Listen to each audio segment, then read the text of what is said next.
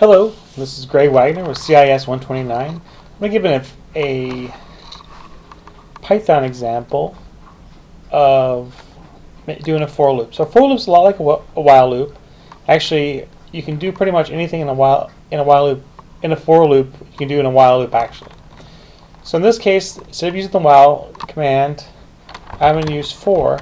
And notice how in the for loop, instead of having a condition in here, you basically have a set of lists that you can go through.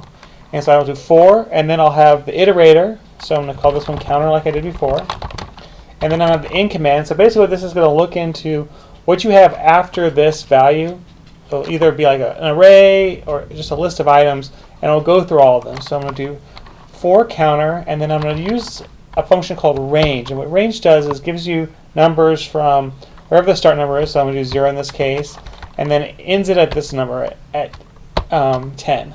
So I'm going to do in counter range 10, and then do my print statement. So I'll do print counter, and you notice that there's a few less commands in this one, and then I'm going to run it,